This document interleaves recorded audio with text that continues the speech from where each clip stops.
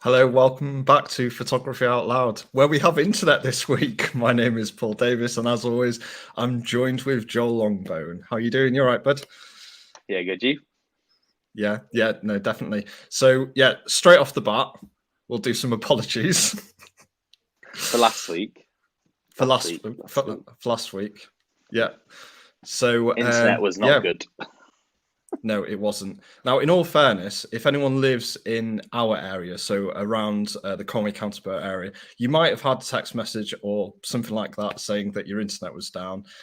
I had fine internet all day until it came to 4:30, where it just wasn't playing ball whatsoever. So Yeah, he was watching 4K Netflix all day. that's what it was. That's what it was, Joel. You know, I just exceeded my allowance for the day, and that's what happened. So, and yeah, Sorry, so I'm being big apologies for distracted not. by a kitten that's roaming the house. So, and yeah, we might have to take off that little thing off our thumbnail as well that says every Friday as well. So that's not the case anymore. We missed one. That's true. Put a little asterisk by it. Yeah, 99.9% perfect. Yeah. Yeah, and I think we're dealing with about 5 seconds of lag between me and Joel at the moment as well. So let's see how today's episode goes on with that as well. Yeah, you also may have noticed that we're both at home. So we've gone full circle. We've gone full circle, Joel. It's where Photography Out Loud started. Is both of us at home? Yeah, that's very true. So I think Joel's been very good in working at home. Say again. You've been very good in working from home. Oh, There's the lag yeah. kicking in. Yeah. And yeah, I got pinged, and so I have to self-isolate for 10 days. Pingdemic strikes again. Indeed. So there we are. So I'm gonna get in nice and comfortable because I'm gonna be here for the next 10 days. Anyway, how's your week? Turn into your Tesco online delivery service. Yeah. How's your week been, bud? Yeah, good. Brilliant. Yeah, I obviously had last week off, but I was gonna do this on Friday, but obviously we couldn't because of the internet. So I've just been trying to catch up with lots of emails and stuff. It's always like the worst thing going on holiday, isn't it? You really enjoy being on holiday, but then when you get back, there's just loads to do. Loads of work to do. Yeah. So. I had an exciting week, mainly because of the news that's been launched out. So I was going to get excited last week anyway, because there was an announcement from Sony. But then I've also got doubly excited because there's been more announcements this week as well. So there has been some new products launched, and it's really nice to see that Sony have increased their range. So they've got the new hold on, let me get the actual name right.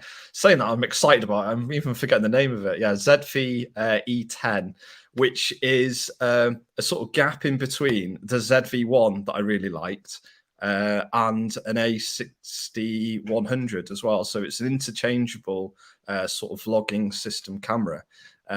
So it's got all the lovely features that we saw on things like the ZV1. So it's got 4K 30 frames per second. It's got the 1080p at 120 frames per second. And those other like really nice features that are built into the camera. So like the soft skin effect straight away. You've also got the background defocus. And the little things where you hold things up in the camera and it focuses sort of really fast. All of those lovely things. But it's also backed up with... That should definitely be like a feature description. And lovely things. No, but they are lovely things.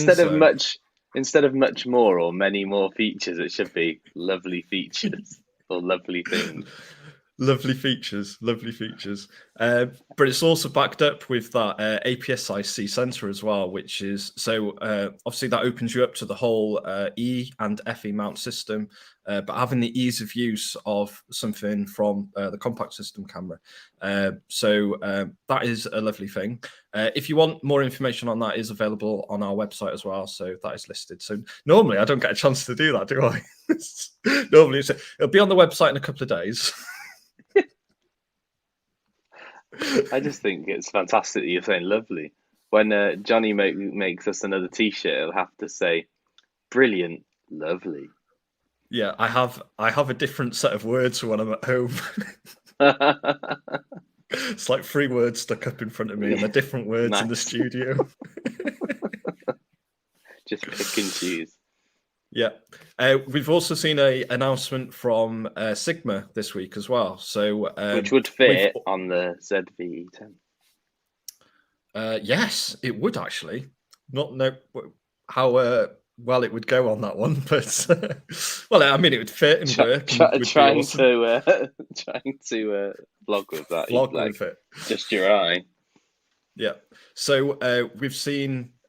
We've all known and loved them. So the 150 to 600 sport and contemporary line that we've always seen from in the Canon and Nikon fit. The sport version has come to Sony E-mount, and it's their DGDN range as well. So it's one of the lenses that they've sort of built back up from to fit specifically onto a mirrorless body. And as you said, Joel, it is made for the E system, but also part of the L mount system as well. So part of that alliance. So it'll go onto the Sigma bodies and also onto the Panasonic full frame as well. It's the first sports lens that has been made for that's been made for the mirrorless system as well. So it's nice that the sports series is creeping into the mirrorless system that sure it won't be the last either. No, I don't think it will be. I think we'll see a lot more happening with the E-mount system, and also Tamron have been busy. Not as busy as Sigma, because Sigma release, Tamron have brought out some more development announcements. Once again for the E-mount system. You got well giddy about this. I did. So there's no denying that everyone knows that both myself and Joel use some of the Tamron E systems, and again, there's been a development announcement on those as well. So there is a new 28 to 75 2.8 version coming out in the G2 series. So yeah, so we're hoping to see a nice improvement in image quality when that comes out. I'm really looking forward to seeing that once it comes in. More information is available on our website, and we've actually put a coming soon click on there as well. So you're able to go over to our website, have a look at that. If it's something that you're interested and want to know when it actually goes on pre-order, you can click on the coming soon button, type in some of your details, and you'll be notified when the pre-order's actually available. Also, there has been another release development announcement from Tamron as well, which has been the 35 to 150, which again we've seen before in Tamron and Nikon's, but they've been 2.8 through the range. With this one, it starts at f2 and finishes at 2.8. So you've got a nice sort of fast aperture start there, but still ending at 2.8 at the top end as well. So do you think you'd happily use one of those for a wedding? Ooh, I don't know. I mean, I'd use the 2875 G2.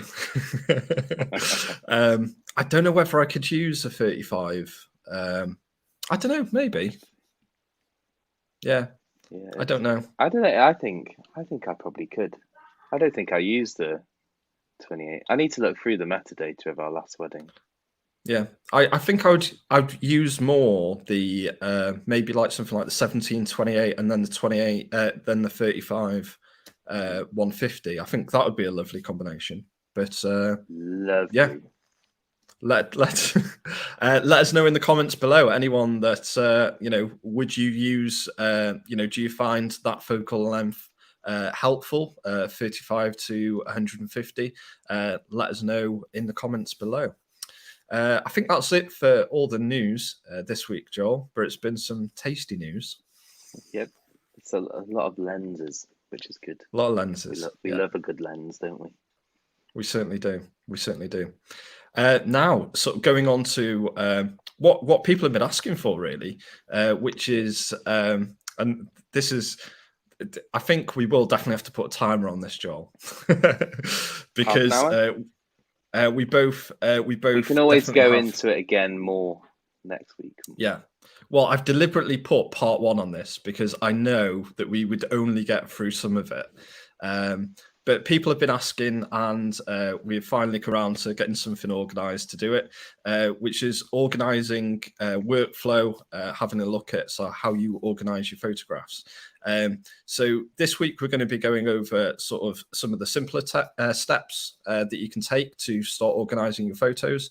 And then next week we're going to be going a little bit more advanced and also touching onto the backup systems as well, which Joel will be leading because you're not a believer yet. No, we still need to discuss my backup things. It's not perfect, so you'll need to lead this. So, but yeah, no. But before we go into that, shall we have a quick look into the comments, just see who's saying hello? Yeah, definitely. So, Ian, hello, Ian. It's been a long time to see you. Good to see you on the comments though. Hope you're aware that we are. We need to organise another workshop with you. That was great fun. We did a bird of prey in, when was it? Quite a few years back, but that was really, really good weekend. Definitely need to do that again. Ian says, hello chaps, hope you're both well. Certainly are. Yep. It's good that the Tour de France is now finished. And Steve says, hi guys, hope you're well at Cambrian. We are. At least I hope so. We've both not been in today, so hopefully nothing drastic's gone wrong. Another week has flown by. Must be having so much fun. It is gone very quickly. And then he says, definitely interested in how it performs. I think he was referring to the lens. Yeah, I think. Fantastic. I don't know. Well, thank you very much for those comments. Sorry, there's one more. Another one sneaking in. Just slid in. Martin says, hi lads, I hope you're keeping well. I need to calibrate my lens 150-600 Sigma and a Canon 300mm 2.8 with a TC 1.4 and 2 times. We can certainly sort that out for you. Yeah, just give us a shout and we can organise booking that in for you. No problem. Yeah, fantastic. Well, thank you very much for those comments, everyone. Obviously, if you've got anything that you want to say, or if you've been having trouble about organising your workflow, just drop them into the comments and we can have a look at them at the end. So yes, what we wanted to do is just give you a basic understanding of really the different ways that you can organise your photos, and the fors and against of all of them, because again, everything has a compromise, and it's just finding the best way for you. So again, it is totally up to you how you do everything. I think me and Joel, we were talking about this just before we came on as well, weren't we, Joel? It's a case of, I think if you can find your pictures in 10 years' time, whatever you're doing okay. So it's really organising your photos is just all about how you're going to find them at a later date. And we're going to give our thoughts on that. So, and it also, go on. This lag is going to get annoying. It's also going to help you as you move forwards with your backing up, because you'll be able to segment your work based on what you're working on now and what you don't need to work on anymore. Perhaps you don't have much space, you might want to get rid of your raws. It can kind of help in that process of knowing how to use your file system for your advantage, rather than just shoving them all in one folder and hoping for the best. Which we don't think's a good idea. Don't use your desktop. No. Don't just shove all the pictures on your desktop. It's the worst. That is definitely something that we won't be recommending. And don't let a load of SD cards pile up on your desk either. That is not a form of backup. No, definitely not. Definitely not. So the first thing that we would probably recommend starting on doing is actually starting to use a piece of software that is going to organize your photographs. Now, obviously, I would say the two most popular systems sort of on the market are made by Adobe. One is Lightroom and one is Adobe Bridge. And again, with Lightroom, it is a paid subscription, so you do need to be aware of this. Look at those graphics, Joel. Absolutely Oosh. fantastic. That's the only magic move that I'll be doing today. You'll be happy to know. Unless we get any special comments, of course. Oh dear. So obviously with Lightroom, it is a subscription base. It is cloud based. So and it is a monthly fee that you pay. So at the moment it's $9.99 a month, but that does actually allow you to access the classic Lightroom, whatever the new Lightroom. So Lightroom Classic, new Lightroom. You also get Bridge included CC. with that. CC, thank you. And then you also get Photoshop as well. So it's a very good sort of photography package that they do. But if you don't want to pay the sort of monthly subscription, then what you can do is you can download Adobe Bridge. Now, Adobe Bridge has been made available for free now, and it's something that you can go over to the Adobe website and you can download. I'm going to put a link in the description as well, because we have the capability of doing that. Oosh. If I can, You're such a pro, such a pro. there we go. Oh, look at that! It may Look at that. may work. There we go.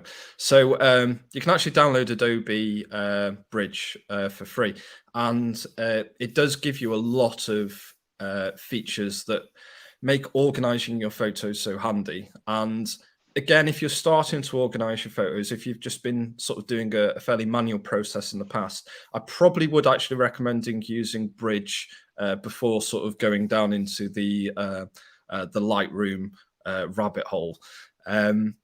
Mainly because it does base itself around sort of using foldering systems rather than using catalogs, which we'll go into a little bit next week.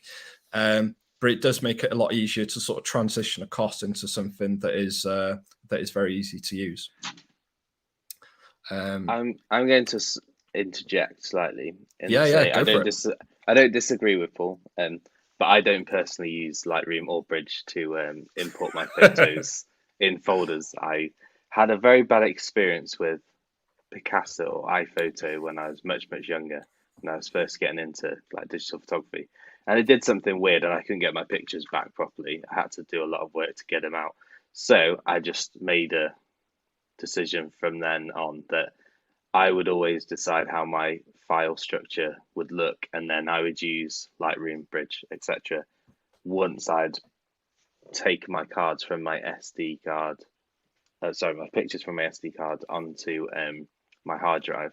So, bearing that in mind, like the rest of it, I do myself in terms of like folders and things, but I definitely obviously use Lightroom to import my pictures into there because Yeah. otherwise I wouldn't be able to use Lightroom. So And obviously, you can choose any way of importing your photographs, but once they're actually on your computer, that's the point where we suggest on using that a more advanced piece of software to actually start organizing the work that you actually want to do. So when you're moving pictures in and around sort of on your computer, using a piece of software that is more dedicated for doing that does actually help and has its own advantages. I think what sort of Joel was sort of more talking about is how you start importing the pictures across, which is a fair comment. Sort of using a piece of software to import your pictures across does add another element, and if you're fairly comfortable with taking your pictures sort of with using a different system, then that's absolutely fine. If you're struggling with importing your pictures across, you might find it a bit easier again using these types of software to take them from your camera onto your computer. It does make life a little bit easier as far as setting up your files that are on your computer. And it also gives you a chance, if you wanted to as well, to rename your photographs, which has advantages and disadvantages. But the way that you get them across onto your computer is completely up to you. It's the next part that is probably more important, which is how you start to organize your photographs. Now, typically, there's 4 different ways of doing this, and again, there's no right or wrong way. It's finding the best system that works for you. Personally, I use a date system for my personal work, and then I actually use a by job system for any professional work that we actually do. So personally, I use 2 different systems. It fits in with me better. But if you're sort of doing it by date, then you would have maybe a folder system that looks similar to something like this. So you would start by putting them in folders of year, and then maybe month if you wanted to. So you could have year, and then you could go into the month, and then within that folder you could have obviously the different days that you wanted from there. If you're organizing it by event, you would, again, I would say probably put a date in of the event that you were doing, and then maybe a description of the event that you were at. So it would be, Millie's birthday, and then maybe another little description if you wanted to. So it's all about sort of giving you a little bit more of your future self, a little bit more information to go back and find the pictures that you want to. Then obviously you can do it by style. I'm personally not a big fan of this, mainly because when I started, I ended up with a folder that was called random. Okay, and I learned a lot from that folder. I think style is one way of describing it, or maybe genre or Yeah, subject. So if you're very into motorsport and wildlife and landscape, for instance, you may want to segment them down that way so that if you're trying to find a particular bird that you photographed in June of this year, you could go into the 2021 folder that had birds in it and then go to June and find it that way. Or if you went, that could kind of go back to the event or job combination as well. So you have birds and then whichever nature reserve you went to or wherever you went for a walk or which beach you were at, for instance. So these can be combined and kind of that for me personally, I always have my years and then you go in and then it'll be the date of when it happened and then a short description like you were saying. So kind of like the event or job. I never go just by date and I don't use style of photography, but I could see that I'd probably potentially use the style or genre or subject of photography in that kind of yeah, situation. Because dates to me mean nothing unless I've got my calendar. And I don't particularly think it's very efficient to go through my calendar and kind of find out what's going.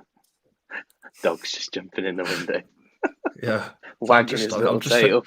just hoping that the window's closed and he doesn't just jump straight out. Like a So cartoon. yeah, but you can organize in different ways. So I mean, even something that you just said there, Joel. You could even have you could do the style of photography, and then you could mix in the date on top of that as well if you wanted to. So if you did a lot of different types of photography, you could have like portrait, landscape, wildlife, and then as you go into there, you could then have the dates as you go into it.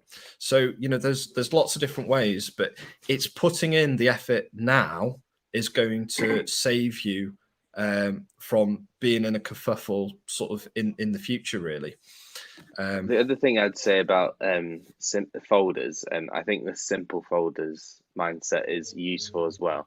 And you may decide when you're thinking about this later on, is that once we've shown you Lightroom or Bridge or other similar software where you can tag and stuff, which we'll go into, you'll find that it might not be useful for you to sort out into folders of style or subject or topic, because you'll see that we suggest tagging stuff up, and you can search in your catalog that way. So yeah, and at least the again, window's this not is open. yeah, I know. Yeah, the window's not open. He's not jumping out of it. And again, this is why if we're having a look into my computer now, is why you're only seeing dates.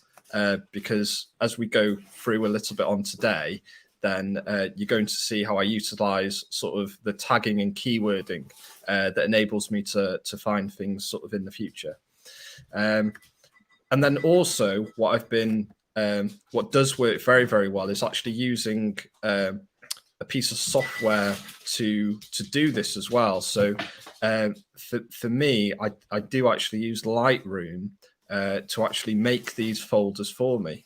I have a bad habit, especially with my personal work, is if I've been shooting for say 2 weeks or so, then when I'm importing onto the computer,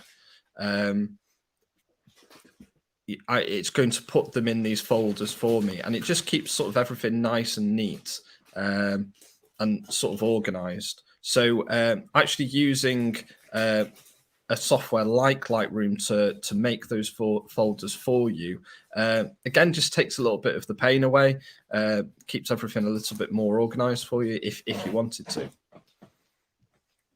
Makes sense. Sorry if there was any rustling in the background then. You're just getting hungry, are you, Paul? Yeah, that's it. I'm just reaching for the biscuits. And then also what you might want to think about as well is renaming your photographs. So this is something that I personally really like to do, mainly because I always like to get to a point of where there's only one file with this name on my database, whether it be a backup system or on my computer.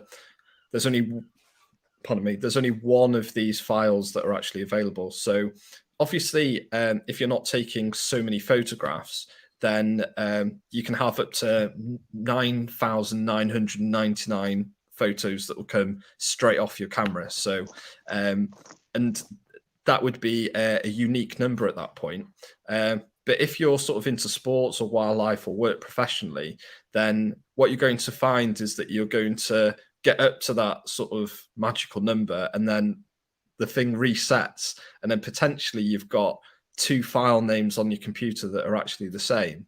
So being able to rename your photos does actually help. And a simple example of this is either just picking the date that the pictures were taken on, or even the import date that you imported them onto the computer, and then just followed by a simple sort of 3-digit padding that you can do. So it just shows like 001, 002, and then you've got very individual sort of numbers. It makes sense. I think for me, I quite often put a name in there, or whatever the event was, or if it was like one of my kids' birthdays or Christmas or something, just so that if I'm searching through like Spotlight, for instance, which is Mac's kind of file search, then I can see it very quickly. So if I know, it was a party, so if I type in party, it'll start bringing all those pictures up, and I can quickly look that way rather than having to fire up Lightroom to find it. So yeah, and this can be something that you can do afterwards, or it can be during an import stage as well. So again, if you're being ultra cautious, there's following Joel's way, which is sort of doing it through. So I'm guessing you just do it through your Finder, then, Joel. You just take them through onto your Finder, and then you do all this sort of afterwards. But again, you can do this while going through the import stage as well. So again, we can see this is using the Bridge importer. So once again, this is available for free off the Adobe website, and you can import your pictures through Bridge. So they don't go into Bridge. Pictures aren't stored in Bridge. They've always got a place. So at the top of the screen, you'd select, where they were going, and you can see that at the moment in this particular screen, that they're just going into a folder that's got the shoot date on it. So keeping it nice and simple there, and then on the renaming files, we've put the date.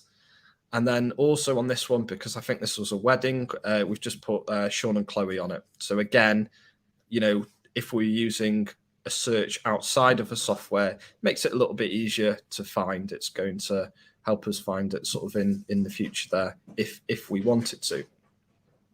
There's one thing that I didn't think I mentioned is that the way that we tend to use file names when they have a date in them. So we normally have them our wrong way, if you're in America, the right way, apparently, which is having go on, Joel. Well, so Americans have month and then day. Oh, is that what it is? Yeah. So basically, we'd do it in reverse for us, which is year, month, date. Yeah. So reverse. Reverse for us. So it's not American in so much that we'd put month, day, year. Yeah. You're saying go from the biggest to the smallest. Yeah, and that again just makes it a little bit easier when you're viewing them. It just keeps them in a nicer order for you. If you're arranging them in an alphabetical order, it just makes it a little bit easier to actually see. Where if it was the reverse way, it sometimes just mucks it up a little bit. And then obviously putting in things like you said, like the event name or the job name just helps in that sort of scenario as well. Now, I think one big thing that comes from using something like Lightroom or Adobe Bridge is the ability to star rate, color rate, keyword, tag, all of these sort of wonderful, beautiful things that we had. Yeah, all of these wonderful things. And for me, this is a big sort of game changer. Using things like star rating, is that you're able to see all your 5-star pictures if you want to, in one job lot, or potentially you can see all the colors that are available, within there. Obviously, with like star rating and color rating, it's how you perceive it. I mean, in my head, I don't know if this works the same for you, Joel, but sort of no stars is bad, 5 stars is good. And then so when we get into Lightroom in the future, we might go into some more detail. But I actually bring all my pictures into Lightroom, and then I create a what do they call them? Smart collection. But I select. So I make a collection and a smart collection that's based on the collection. But I 3-star all of my pictures, and then I go through, and if I hit 1 star, it's rubbish. And then if I hit 4 stars or 5 stars, like 5 stars is like, right, I'm definitely keeping that. It's fantastic. 4 stars is, I don't know. I've shot 10 images of the same thing, which you love, Paul, don't you? With my photography, and then I can kind of go, okay, those 10 are 4-star, and then I'll go through them again and go, okay, that's the winner, and then go back through, and I know that all my 5 stars are the ones that I'll keep. But there are some 3 stars more for personal stuff where I'm like, I like it, but I'd have to do a lot of editing to make it look the way I want it to, or it's just an experimental shot and I kind of leave it there to play with. Yeah. But I know for like weddings, we'll quite often do the star ratings, and then we'll use colors to signify whether it was the bride getting ready, the groom getting ready, or the bride and the groom are in both, or like it just makes it easier if you're, especially on larger projects like a wedding or an event, or maybe even motorsport where you've got different classes of racing going on that you can kind of color them up. Yeah. And again, you can see the different coloring as however you want. So they're not, Lightroom gives like you red. 6, doesn't it? Yeah, it does. Yeah, and I think Bridge does as well. So because they're sort of linked together, and you can see these colors as red could be good, green could be bad. They're not really named. They're just there to sort of help you, just sort of start whittling down actually, what you're actually wanting as well. I was just thinking actually for like wildlife or wildlife, for instance, you could have different colors for whether the bird was in flight or whether it was stationary. So if you were trying to find the same bird at different times, one in flight and one stationary, then you have that ability to kind of develop your own system and be able to find your images much, much faster. Because I can imagine that a wildlife day, like I'm thinking back to ones that I've actually shot at rather than just been helping at and running. And you'd shoot like thousands upon thousands of images. You really need to figure out a way of being able to find certain shots more quickly than having to scroll and scroll and scroll and scroll to find it. So. Yeah, no, definitely. So with using sort of stars and colors, it's a way of getting down to your favorite sort of shots, and making it a lot more easier for you to potentially start your editing process, but also when you're looking back in the future and you just want to start glancing back through some of your favorite photos that you're taking. I think one of my favorite things is in Lightroom or Bridge, just hitting 5 stars, scrolling back 10 years, and then just rolling forward and just having a look at some of the favorite pictures that I've taken, without any sort of particular tags in. So it's a really nice way of actually enjoying your pictures once you've organized them. I find it quite useful when my wife wants pictures of the kids for a certain, yes. She wants to print some off for grandparents or whatever, and I can literally just go 5-star, and then I can just see all the ones, and I'm like, I can just pick all those, and those will be the ones that she can choose from for printing. It just makes life way, way easier, because especially in this like digital age, like pictures of kids, like you're just like taking pictures of them, and you gotta like go and sort through like 10,000 images from one party. It's ridiculous. Absolutely. And if you're even more dedicated, then your next step of organizational sort of goals would be using keywords. Keywords is ultimately the best way of tagging pictures and really starting to organize your photos. And because again, you can add as many keywords. They're not related to the file name, they're not related to the folder, so you can add as many or as little as you like, or even none at some point. But the more you give it, the more you'll be able to dig down into your past pictures and see what you're actually wanting. So these are the standard ones that are sort of set up within Bridge as soon as you open it. Paul's been Just going to give to you a an lot of really examples. nice places.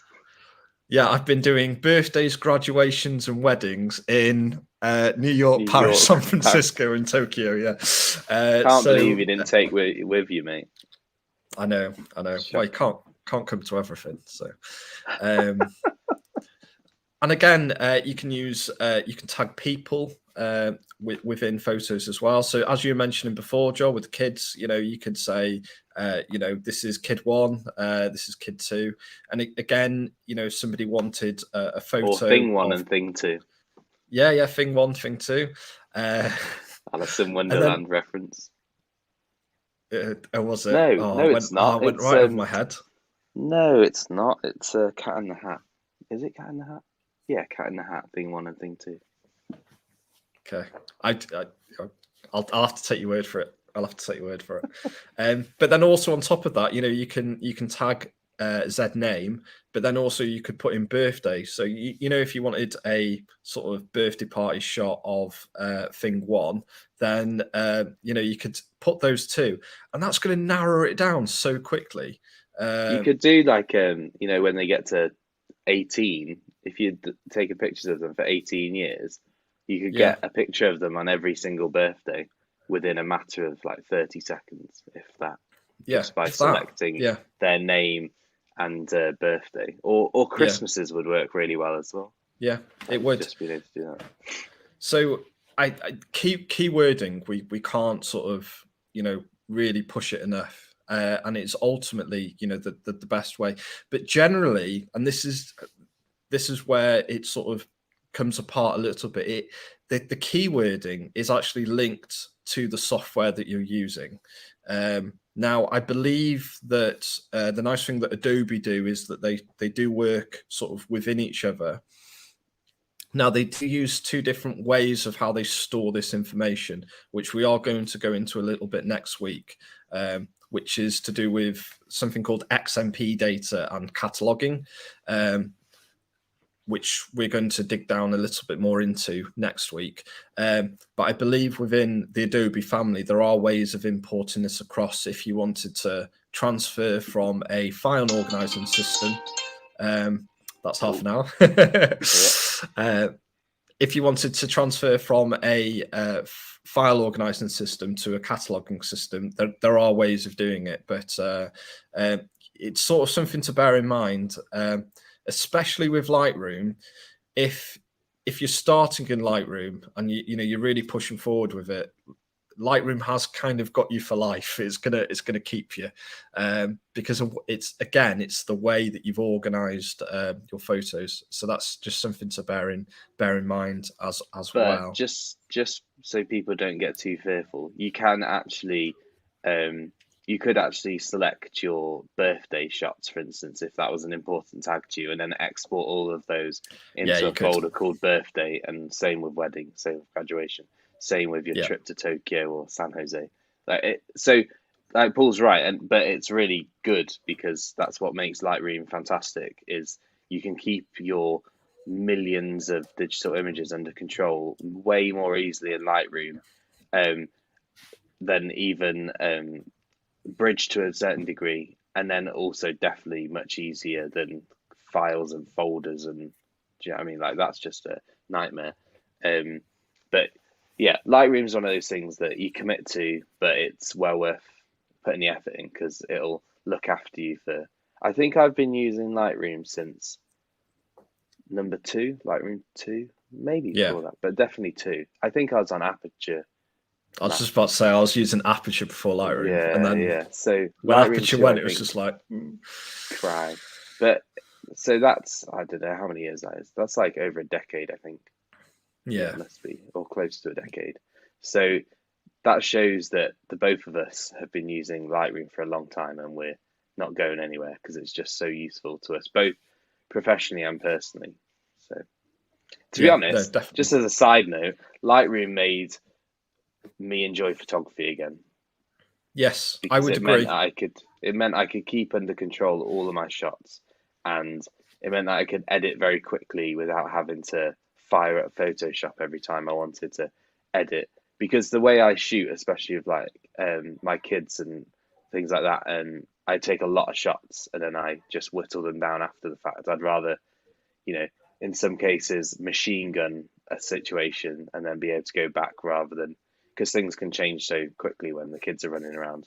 So Lightroom Yeah, makes that way easier than having to wait for File Explorer or Finder on Mac to produce your thumbnails and then go through them individually and then drag and drop the ones you don't want or delete the ones you don't want. It's just a very long, laborious process.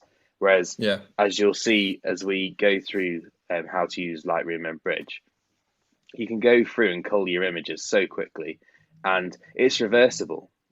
Like you're not having to drag stuff back or you're not having to go into your recycle bin and find them.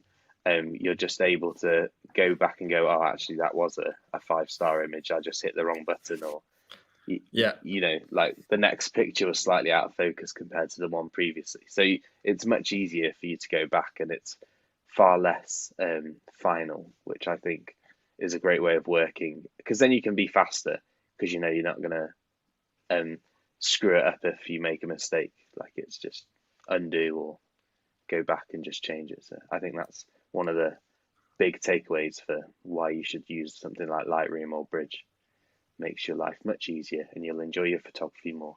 And the other thing yeah, is, even if you are a die-hard Photoshop fan, or a diehard Pt.1 fan, or a diehard Affinity photo fan, Lightroom or Bridge can still have its part in your workflow. You can still use any other software you want to, or even the ones that come free with your camera. You can go back and use them to edit your RAWs. That's not a problem. Just seeing it as a file organization program without the editing, then I for one think it's just virtually a no-brainer.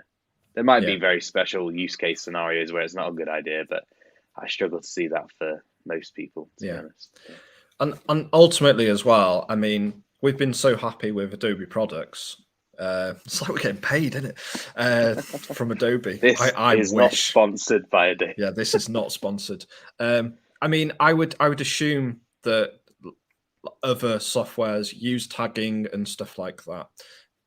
What we're trying to get across is a very simple file system to set up.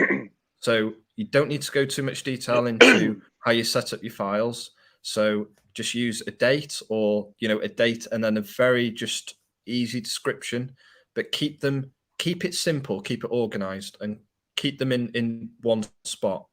And then once again, with your file names, just give them a unique name, just so there's no overlap. There's no pieces of software going, oh, I found 2 of these images, and it just keeps it as simple. It's again what we recommend. And then use a piece of software that does some form of filtering, tagging to actually organize your work. And it's an absolute game changer. I mentioned it before. One of my favorite things is just sort of looking at all my personal photos, which is thousands of pictures. If I looked at them at whole, and then I just hit 5 stars, and that narrows it down to a couple of hundred. Well, it's probably not 100, is it? I don't take that many good photos, but the point is that I can very quickly just see my very favorite photographs spanning back 10 years, and I can just flick through them and I can enjoy them. And as you said before, Joel, I put the time in then, so it just makes it a lot more enjoyable. I can just sit back now, and when I want to just look at some of my favorite photographs, then I can go do that, and it just makes it enjoyable. It really does. Oh, sure. Right, there we go. So I hope that came out helpful to people that are watching. I don't think we've had a vast amount of comments coming in.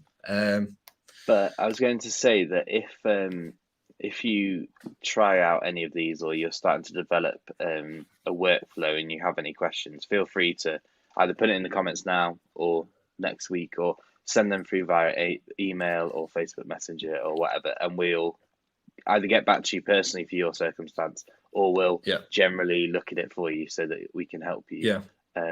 Now, go ahead.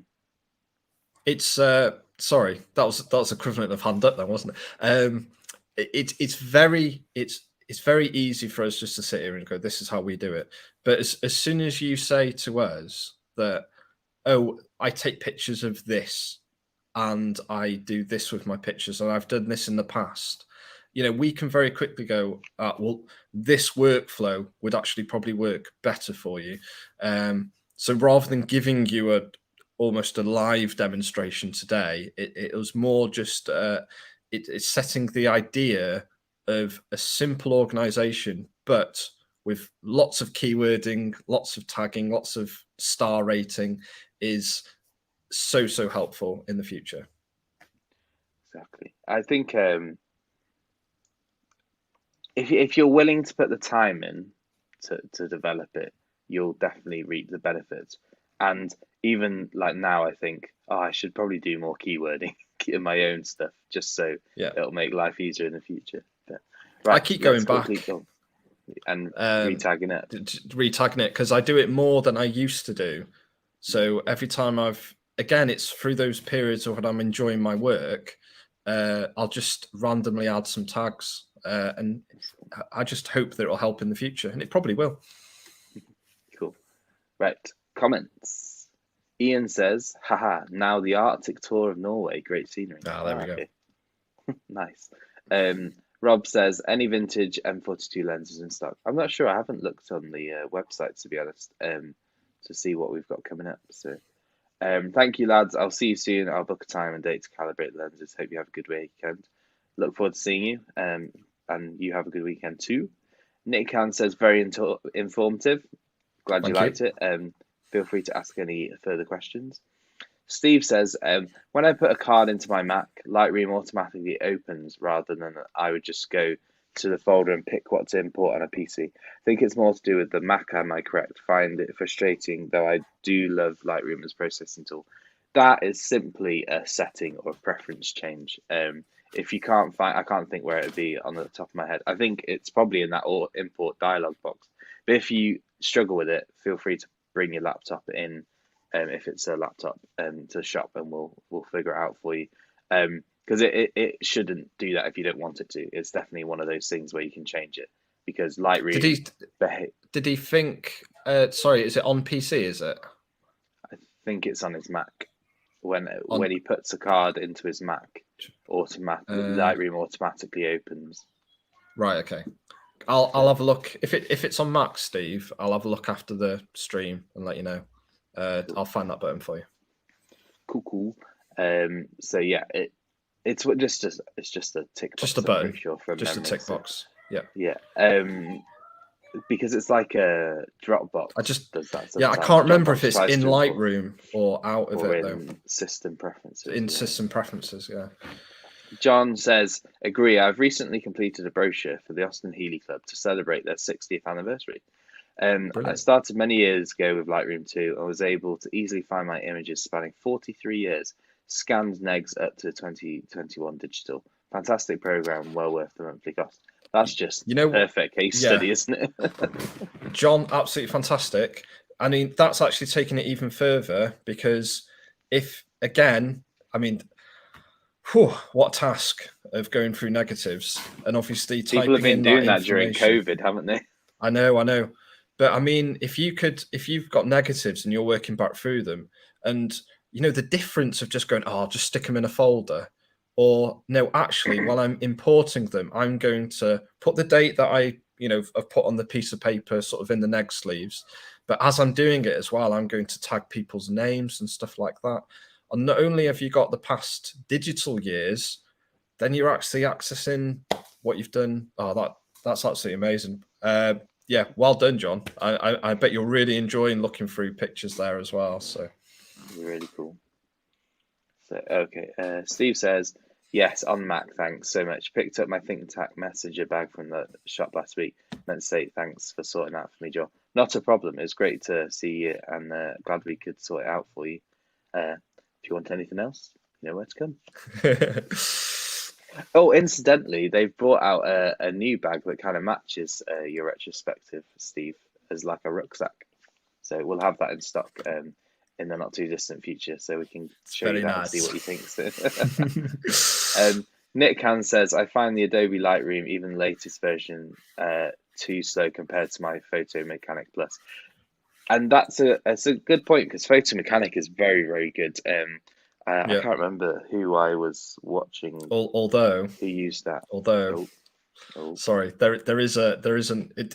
I'm a Lightroom CC user, but if you go into system preferences and tell it to use the preview images rather than the actual images, it goes lightning quick, absolutely lightning quick. That's the other thing. When we come to Lightroom kind of more in depth with that, we'll go into what previews to choose and the benefits of either or.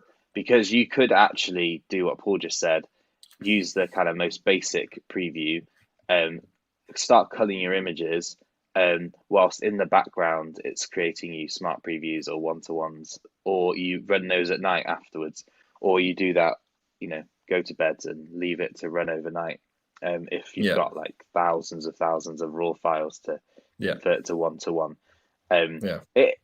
Lightroom is very powerful. It obviously looks powerful because it can be quite a cluttered interface at first, but behind the scenes, there's a lot of things you can change. And like Paul was saying, just a quick tweak of one or two tick boxes will make a massive difference to performance, even if you're running on a slightly slower machine. Or equally, we'll go into whether you should run the Lightroom catalog on your computer on an SSD or an external hard drive, which will have performance benefits or disadvantages as well. So, Steve says we'll have a look at that. Sounds good. And Nick Can says I copy 4 cards at the one time on my Photo Mechanic Plus, but only use 1 card on Lightroom. That Photo Mechanic is a very powerful piece of software, and if it works for you, like crack on. I think that's the other great thing about things like Photo Mechanic, which is very specific to a certain job, and Lightroom, because Bridge is obviously not as powerful as Lightroom, and Bridge is like Bridge, and then you go into Photoshop, whereas Lightroom will kind of be Bridge and Photoshop together. Don't kill me, internet. I know that Photoshop has way more skills than Lightroom, although that's changing more and more each iteration. But it really, really depends on how you want to interact with your images in terms of importing them, how you want to interact with them in terms of reviewing them, tagging them up, culling them, choosing which ones you're going to edit, and then actually going to edit, and then also how you're going to finish them. So Lightroom's really powerful in terms of being able to say, I want to export and have a preset for exporting this way, like an entire catalog, and then also being able to have plugins where you can upload to like Dropbox or like SmugMug and all those different things. So if you can live in Lightroom, it probably makes life easier if you just want to keep a simple workflow. But if you have very specific reasons to use different bits of software, then it's definitely well worth it. So like obviously you work in action, sports and wildlife. There's many benefits if you're, thousands upon thousands of images, then Photo Mechanic probably does make a lot more sense than maybe using Bridge or Lightroom in your use case. But equally, if you're only shooting a few images, Bridge might be the best one. But again, it's entirely up to you guys. And I like the fact that in Lightroom, I can see an image and I can go and have a look at what it would look like with a preset on it. Or if I was to, drag the sliders around a little bit and go, oh yeah, that image actually will work. Rather than kind of going in Bridge, oh, I wonder what it'll look like. Oh, I'm going to have to fire at Photoshop. So there's pros and cons to both sides, I believe. And it's just about choosing the right tool for the job. So. Yeah, that's brilliant. Well, we shall... Quickly, Steve says, is it worth having PS as well as LR? So Photoshop as well as together. Lightroom. Yeah. So you don't have a choice anyway. Yeah, and but you don't obviously have to download one or the other if you don't want to. But yeah, I think if you can learn Lightroom and use it as a cataloging service, but then you need to do a lot of work, maybe for portraits. Portraits are great in Photoshop with frequency and all that sort of stuff, like skin control, and then also okay, well, we'll talk about that another time. But also plugins for Lightroom for Photoshop are far greater than in Lightroom at the moment in terms of and Topaz and stuff like that. Yeah, and if you wanted to put another sky in, Lightroom and Photoshop have been classically defined as Lightroom, you can only edit a single image. So if you're wanting to build up an image with other images, then you would need something like Lightroom to do that. So that was one of the. You use Lightroom 5 and you purchase not monthly. So yes, that probably doesn't make sense to get Photoshop. Although I suspect as you upgrade your camera more and more in the future, Lightroom 5 won't work for you for your RAWs. It'll only work for JPEGs. Maybe have a look at the subscription. It is a lot because you're looking at sort of $9.99 a month, obviously, which sort of adds up over the year as well. But some of the way that you can organize your photos within the new versions of Lightroom, it's worth it. £10 a month just for the enjoyment of using it for me. Yeah, but that's we don't need we're not here to try and convert you to No, use no. Lightroom. And Nick Can says he has the full Adobe package and Photo Mechanic Plus and Capture One. Yeah. And I think we spoke about Capture One a little while back, didn't we? In terms of how good their profiling is on lenses and sensors and stuff. So again, Lightroom is one of these things where it does everything reasonably well. It's not the best. Like Fuji RAW files are a bit hit and miss depending on who you talk to with Lightroom. But Capture One, I would say that especially the Fuji version, like just nails it because it's profiled everything, and you can not have to worry about worms and weird color that you might have to with Lightroom depending on which version you use, etc. So, yeah. This is just a rabbit trail, so we need to stop because just go and down. This is why we stop. So next week we are going to explore a little bit more into half of what Joel has explained already, which is the advantages and disadvantages of using a cataloging system like Lightroom uses, or using sort of a standalone program to organize it. So pros and cons next week on those particular things. But by the sound of it, we're really going to shove catalogs down your face. So just be prepared for that. Because it is the better way, isn't it, Joel? We'll try. I will give you some alternatives, then you can make up your own mind. But we'll just say that we are both massive proponents of Lightroom. I think next week should be why catalogs are better. Maybe one of us should fight for catalogs and the other one should fights against it. So. I feel that with you, I'd lose either way. Even if I have catalogs, you'd find a way of ripping me in. But anyway.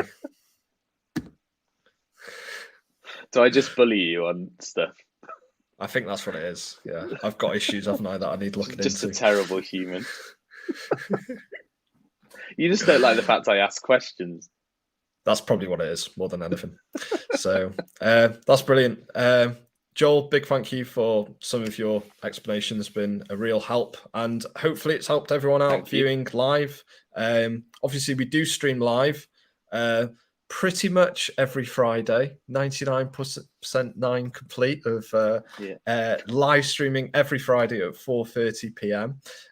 So if you are rewatching this at any point, you can always catch us on a live stream video and join in with the comments. And if you've got any questions, then obviously you can see them being answered live as well. Big thank you to everyone that has commented this week. It's been absolutely fantastic seeing some of your wonderful, lovely comments come in. If you haven't done already, please make sure that you go onto our Facebook and YouTube channels, hit the like and subscribe button. The more you can help us share, push buttons and do all of those lovely things, it really does help us. We're trying to get this sort of platform out and about, so the more you can do to help us with that, we really do appreciate it. So big thank you to everyone that's done that already. So Joel, just before we finish this episode, anything that you want to say before we break up for the weekend? Break up. It's like breaking up for school. Just have a look at your workflow. If you have one, great. Maybe you can see parts of it that you think, oh, I might tweak that. Or if you've got no workflow, have a think about working through it, and feel free to send it to us if you want any suggestions or pointers. We'd be more than happy to help. Because honestly, I think if you can get your workflow sorted, it makes photography way more enjoyable, especially with digital. It's so difficult to enjoy it if you're all over the place with where your images are and you don't know whether it's on your desktop or in your pictures folder or in your documents folder. So if you can think about how to make that into a streamlined process, I can almost promise you'll be a much happier photographer. Definitely. It's quite a big claim. So no, it is. Yeah, you'll just enjoy it more. So you need to enjoy looking at your photographs. So, and sure. You need to find ways of finding them and enjoying them, and organizing. Though it seems a little bit sort of can't be bothered, if you just put in a little effort just at the point of import, it just makes everything so much easier. Once again, thank you for watching, and we will see you next week. Bye-bye for now. Cheers. Bye now.